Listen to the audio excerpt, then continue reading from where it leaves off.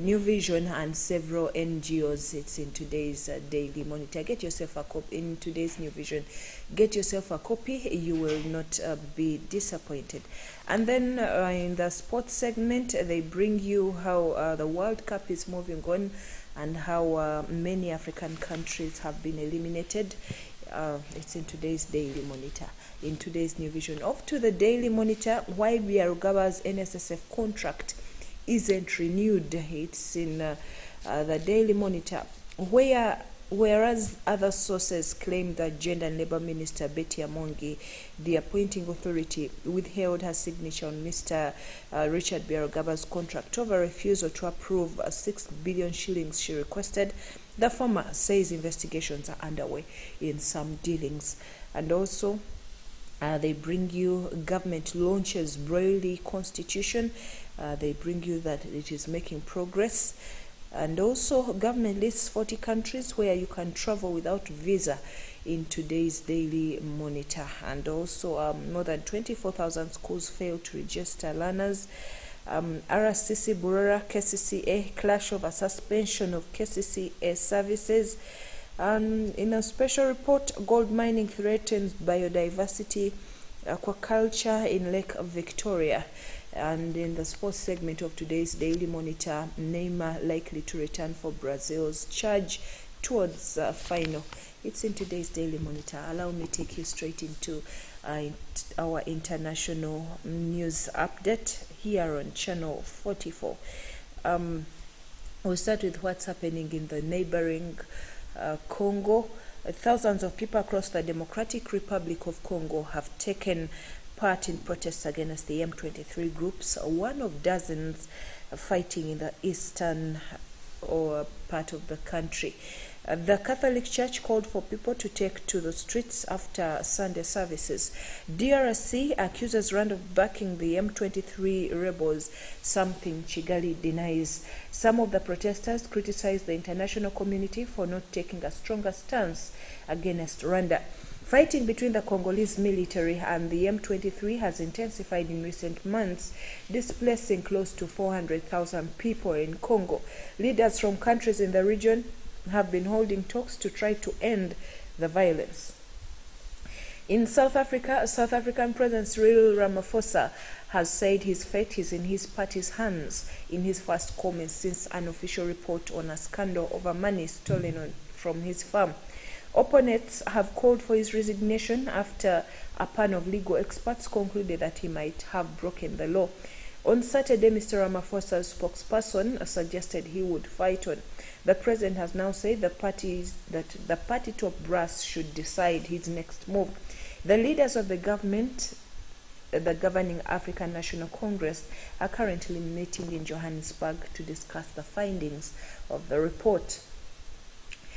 In the Middle East, Iran's military morality police, which is tasked with enforcing the country's Islamic dress code, is being disbanded, according to the country's Attorney General. Mohammad Jafar Montazeri's comments, yet to be confirmed by other agencies, were made at an event on Sunday. Iran has seen months of protests over the death of a young woman in custody.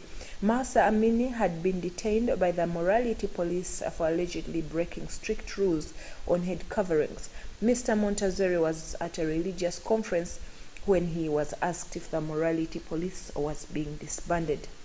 And still in Iran, the country has executed 4 men accused of working with Israel's intelligence services, according to Iranian state media. The sentences for intelligence cooperation with Israel and kidnapping were carried out on Sunday, according to the Mizan news agency. Iran's Supreme Court had upheld death penalties against them on Wednesday following their arrests in May. The executions come at a time of heightened tensions in Iran after more than 2 months of protests. 3 other people were sentenced to between 5 to 10 years in prison for crimes against the country's security, complicity in kidnapping, and possession of weapons, according to the judiciary. In Europe, the EU must address distortions created by a $430 billion US plan to incentivize climate-friendly technologies. Some EU members have criticized the US Inflation Reduction Act raising fears over trade war. There are concerns that tax breaks may lure away EU businesses and disadvantage European companies. European Commission President Ursula von der Leyen said the EU must adjust their own rules. Competition, he said, is good, but must respect a level playing field.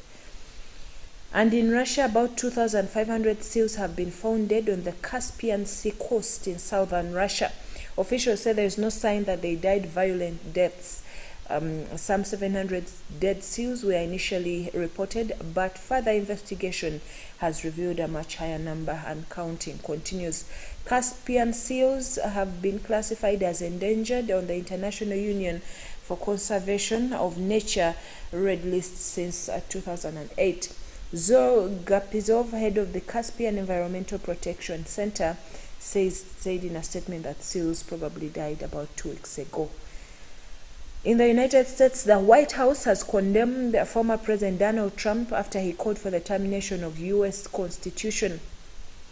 Mr. Trump made the comments in a post to his Truth Social account on Saturday while repeating his false claim that he won the 2020 presidential election. He also accused big tech companies of colluding against him with Democrats. White House spokesman Andrew Beth said Mr. Trump's comments were anathema to the soul of the United States. And in the world of environment, Indonesian Mount Semeru volcano has erupted, sending ash billowing into the sky and sparking evacuations on the country's main island, Java. Authorities raised the volcano's warning status to the highest level, meaning its activity had escalated. No injuries have been reported, but nearly 2,000 people evacuated from the area around the volcano.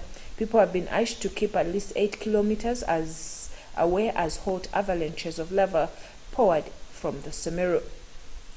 In Asia, 3 Chinese astronauts have returned to Earth after completing a 6-month mission aboard China's space station. They left for space on the 5th of June to oversee the final construction stage of the Tiangong space station, which was completed in November. The crew touched down on board the Shenzhou 14 spacecraft yesterday in China's autonomous region of Inner Mongolia. And finally, one of the grand specific projects of the 21st century begins its construction phase today. The square-kilometer array will be the largest radio telescope in the world when completed in 2028. Split across South Africa and Australia with a headquarters in the UK, the facility will address the biggest questions in astrophysics. It will perform the most precise test of Einstein's theories and even search for extraterrestrials. Delegations from 8 countries leading the project are attending ceremonies in the remote Murchison in Western Australia and in the Karoo of South Africa's Northern Cape. Thank you. Part of today's news update. I remain Masiga Shegosem. Meet again at 12:45 with fresh news updates. The Pastor program is next. God bless you and good morning.